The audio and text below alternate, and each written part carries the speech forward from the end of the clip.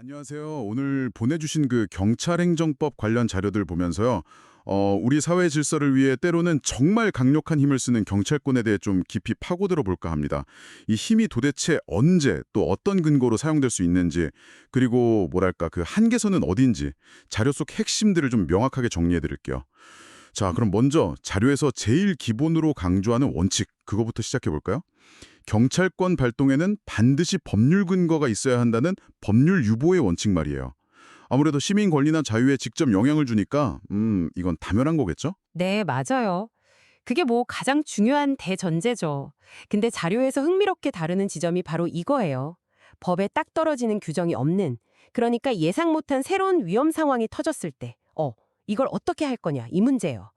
이때 등장하는 개념이 일반적 수권 조항이라는 건데, 그 경찰관 직무집행법 제2조 7호 같은 좀 포괄적인 조항 있잖아요. 그걸 근거로 개입할 수 있냐 없냐? 이게 논쟁거리라는 거죠. 아, 그러니까 법의 빈틈을 메우는 뭐랄까 일종의 맞는 키처럼 볼 수도 있겠지만 이게 너무 포괄적이라서 남용될 수 있다는 그런 반론도 만만치 않다는 거군요. 자료 보니까 학설 드립이 꽤 상세하던데 실제 판례는 주로 어떤 입장인가요? 네, 맞아요. 자료에서도 지적하듯이 학계에서는 여전히 찬반이 팽팽해요. 하지만 판례는 예를 들어 자료에 나온 그 청원경찰 사례처럼요. 허가 없이 창고를 주택으로 바꾼 경우 같은 거요. 이럴 때 일반 조항에 근거한 단속 활동을 적법하다고 본 경우가 있긴 합니다. 근데 중요한 건요. 설령 이런 일반 조항을 근거로 경찰권을 발동하는 걸 인정한다 해도 그게 뭐 무제한적인 권한은 절대 아니라는 거예요. 자료에서도 여러 한계 원칙들을 통해서 이걸 엄격히 통제해야 한다고 강조하고 있거든요. 그렇군요. 그러니까 근거가 있다 해도 이걸 함부로 막 휘두를 수는 없게 아주 촘촘하게 안전장치가 있다는 거네요. 그럼 그 한계 원칙들에는 구체적으로 어떤 것들이 있는지 자료에서 중요하게 다루는 것들 위주로 좀 짚어주시죠. 네, 자료에서 비중 있게 다루는 핵심 원칙들을 보면요. 첫째는 정말 중요한 경찰 비례 원칙입니다. 이게 뭐냐면 경찰 활동이 일단 목적 달성에 도움이 돼야 하고 적합성, 여러 수단 중에 피해가 제일 적은 걸 골라야 하고 필요성, 그리고 그 활동으로 얻는 공익이 시민이 입는 불이익보다 커야 한다. 상당성. 이 세 가지예요. 행정기본법에도 딱 명시된 아주 기본적인 원칙이고요. 자료 보면 특히 이 상당성, 그러니까 공익이랑 사익 침해를 저울질하는 부분이 중요하게 다뤄지더라고요. 둘째는 경찰 평등의 원칙. 이건 뭐 당연한 얘기지만 합리적인 이유 없이 성별, 종교, 사회적 신분 같은 걸로 차별하면 안 된다는 거죠. 헌법하고 행정기본법에 다 명확히 나와 있고요. 셋째는 경찰 활동 본연의 역할에서 오는 한계들인데요. 경찰 소극의 원칙이라는 게 있어요. 경찰은 뭔가 적극적으로 좋은 일을 만들기보다는 사회 질서를 위협하는 위험을 막는 그런 소극적인 역할에 집중해야 한다는 의미예요. 그리고 경찰 공공의 원칙은 개인적인 다툼이나 이익이 아니라 오직 공공의 안녕과 질서를 위해서만 활동해야 한다는 뜻이고요. 그래서 자료에서도 강조하듯이 원칙적으로 개인 사생활이나 민사관계에는 개입 안 하는 거죠.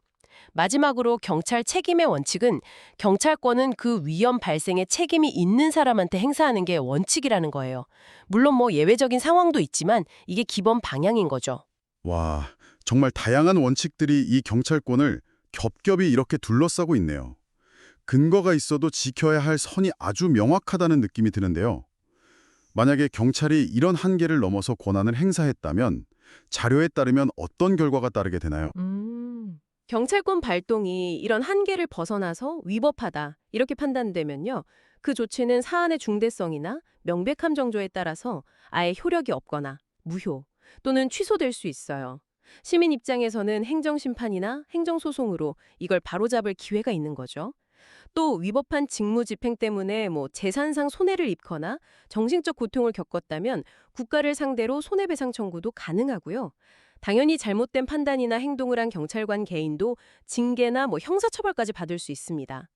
반대로 경찰 활동 자체는 적법했지만 그 과정에서 누군가 특별한 희생을 감수해야 했다면 손실 보상을 통해서 구제받을 길도 열려 있다고 자료는 설명하고 있습니다. 그렇군요.